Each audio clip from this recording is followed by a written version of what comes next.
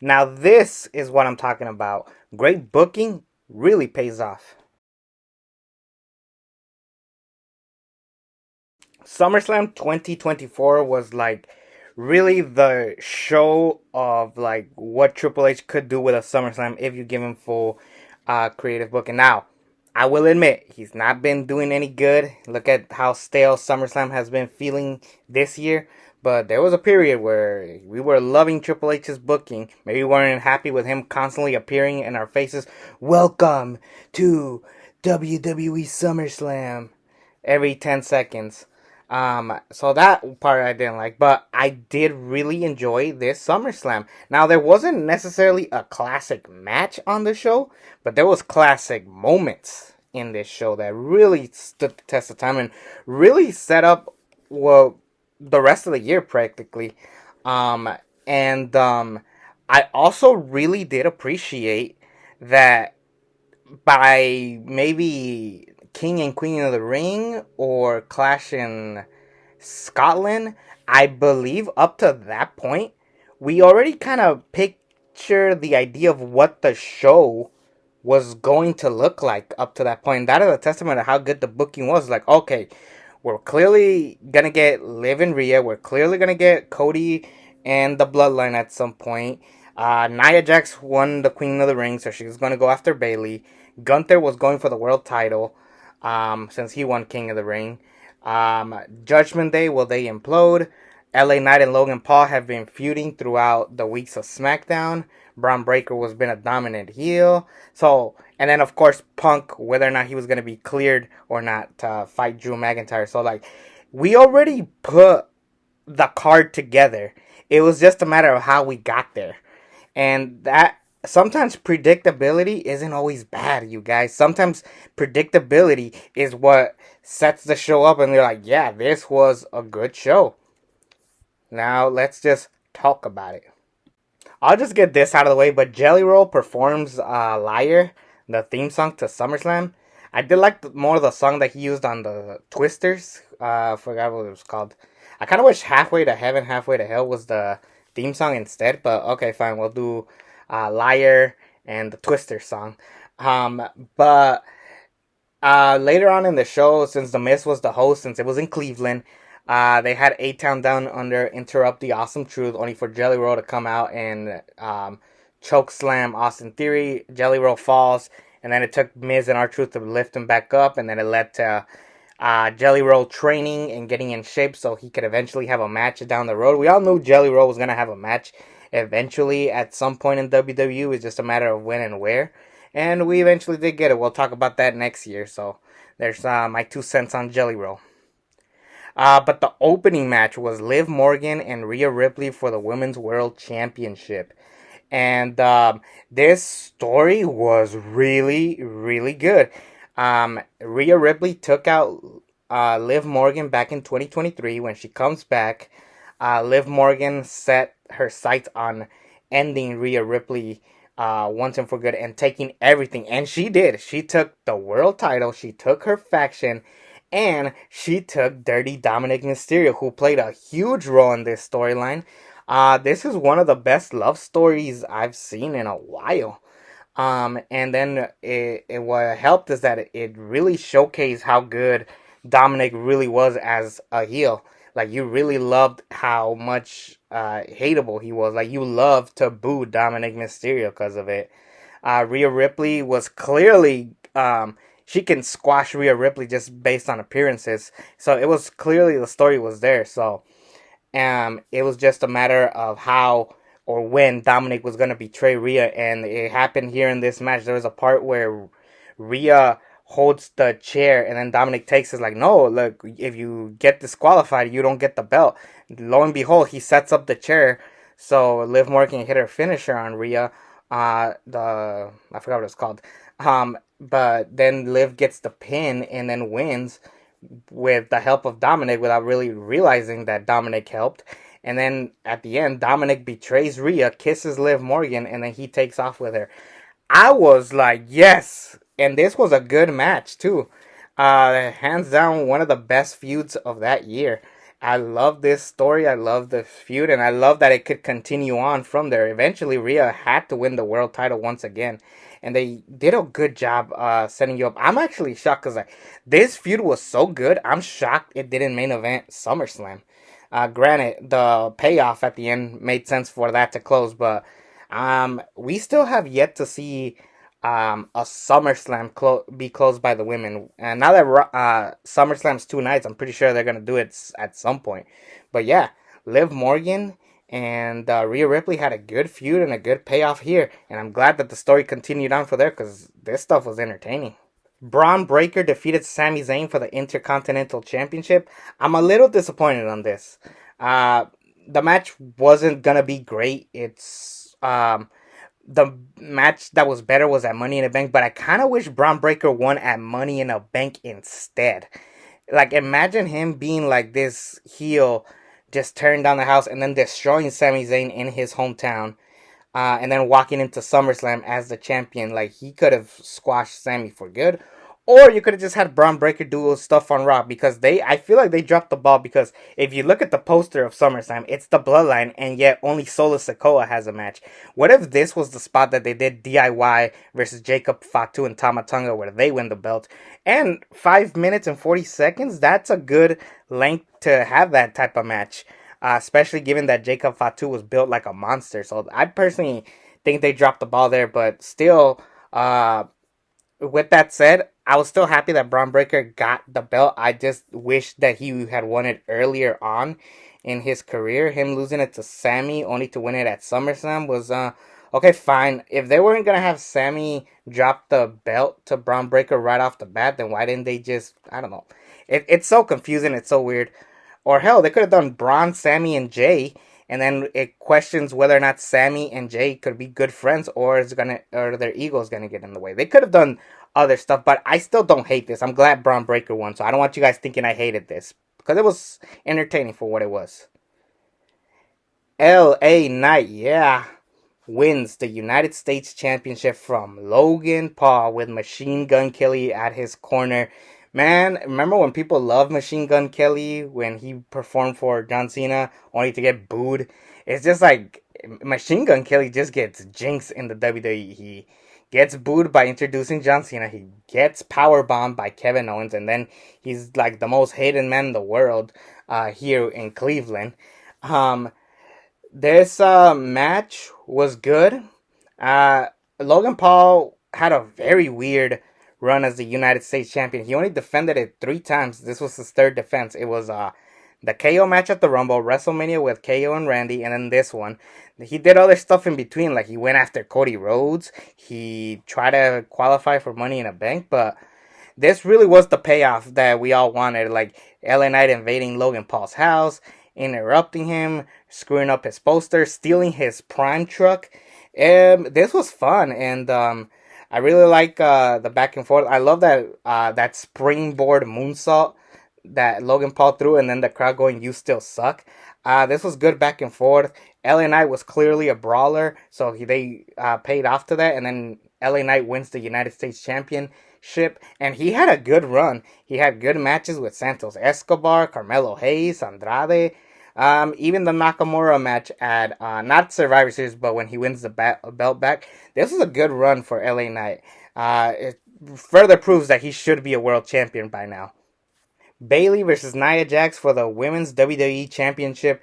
They did a good job of rebuilding Nia Jax as this unstoppable monster, starting with day one when she beats Becky Lynch in her hometown of San Diego. Never forget. She had a good run and a good match with Rhea Ripley at Elimination Chamber. Overall, this was a good time to be a Nia Jax fan. Like, she got better in the ring. She wasn't trying to have classic matches. She was just a dominant beast. And I appreciated that for once. And then Bayley, for some reason, when Bayley's champion, she is stale. Unless she's a heel, Bayley is a stale women's champion. Tiffany Stratton, who was aligned with Nia Jax, teases the cash-in. And this was a period where they constantly tease Tiffany Stratton cashing in and never does it. I don't get that. If you're gonna cash in, cash in. Like, they did it way too much. Every single Nia Jax match was Tiffany Stratton. Will she, won't she cash in? It got annoying real fast. At least here they got it right. But and I was happy that Nia Jax won the women's WWE Championship. She had a decent run. It wasn't horrible, but it wasn't supposed to be the workhorse like run that you expect. But I was happy that Nia Jax got the victory. If anyone, whoever was carrying the division in the women's division around this time was Bianca Belair and Jade Cargill, who also should have been on the card. Drew McIntyre versus CM Punk with Seth freaking Rollins as a special guest referee. This build was incredible, and it was a coincidence because when CM Punk came back, everybody was like, okay, he's going to feud with Seth Rollins. He might be against Cody Rhodes. He might go after Roman Reigns. No one had Drew McIntyre on their bingo card. Like, they wanted to see CM Punk and Drew McIntyre, but it was never the top match that people talked about. And I love the promo work between Drew McIntyre and CM Punk. This was built like it started when CM Punk came back, when he confronted Drew McIntyre. Drew McIntyre injured CM Punk, costing him his chance to be at WrestleMania. Drew McIntyre steals his spot only for Punk to screw over Drew McIntyre. Damian Priest cashes in. And every time Drew McIntyre is close to being the world champion, CM Punk is constantly screwing him over. And it is just a well put together feud. It gets personal with a bracelet with Larry and AJ Lee's name in it. Seth Rollins gets mad that CM Punk screwed over Drew McIntyre, but at the same time screwed over him. The layers were just there, and then they are constantly beating up referees, so naturally Seth Rollins, a man who hates both men, is going to referee this match. It was a good match, and I like that it does play a role. Like, Seth Rollins, like, oh, who is he gonna side with? Who is he going to align himself with? And to everybody's surprise, he helps Drew McIntyre win. Not intentionally. Like, what happened was that Drew McIntyre had the bracelet. CM Punk steals it, only for Seth Rollins to take it and then wears it. CM Punk gets pissed. And Seth Rollins was playing a fair role. Like, whenever he saw a chair, he kept taking it away from McIntyre and Punk. There was a low blow that Seth Rollins didn't spot, and then Drew McIntyre takes advantage and beats CM Punk. But then it further continued on the story while Seth Rollins was feuding with Bronson Reed, a new guy in the company. So it was good. I really, really appreciate this. This is the weakest out of the McIntyre Punk matches, but it's definitely the one that excited us the most because it was at SummerSlam and it was the final payoff to like CM Punk being finally cleared to compete. You gotta go watch the strap match. It was really good, very underrated. But that Hell in a Cell is one of the greatest Hell in a Cell matches I've ever seen. Go out of your way and rewatch this feud. It is incredible. Damian Priest versus Gunther. Now, when this initially was announced, we were all like, really? Damian Priest and Gunther? Like, no one really bought Damian Priest as a world champion, even with him being the champ. Like, we all thought, oh, maybe Jey Uso's going to take the belt off of him. Maybe Drew McIntyre. Maybe Seth. Who knows? But, like, we didn't want to really see Damian Priest. But when we got to it, the promo work was great. And it further elevated Damian Priest into a top babyface, a relatable babyface, where Gunther was a guy who was, like, given everything because of his background. Meanwhile, Damian Priest had to scratch and crawl to get to where he's at. And all he wants to do is be the best that he can be. Meanwhile, Damian Priest got so big that Finn Balor and JD McDonough took like a step back when Damian Priest just wants to be his own man. Which is where Liv Morgan plays a part, where like Liv Morgan's the one helping the Judgment Day more than Damian Priest. So it made more sense when eventually Finn Balor costs Damian Priest the match. It leads to the feud between the two men, and then Gunther takes advantage and becomes the world heavyweight champion. This was a great match. I did like the back and forth, and I even said, I remember if you guys watch Just Alex, he put a poll on YouTube saying, what's gonna be the match of the night? And I said Gunther and Damian Priest, and I got a lot of backlash for it. And people go back and watch this show, and we're like, yeah, this was the best match. People would argue Rhea and Liv. People will argue Drew McIntyre and Punk. Or hell, some people argue Logan Paul and LA Knight. This to me was the match of the night. This was a great match, and it further showed that Damian Priest could be doing so much better than what he is doing. And I really was a big fan of this. It is unfortunate because Gunther had a very forgettable reign for the world champion. His reign wasn't as strong as his IC title run, and I think what hurt is that one, he had already beaten everybody, and two, everybody he was competing with were already working on something else. Like there was no other, like all your top guys were busy with something else. McIntyre and Punk were feuding with each other. The Judgment Day were feuding with each other. Um, they had to bring in Randy Orton. Granted, it was a great match. Sami Zayn had uh, tried to rejoin the Bloodline.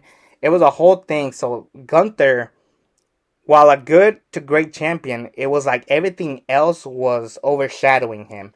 And I do kind of wish that if Gunther becomes world champion again, he is the top priority and like the big bad heel.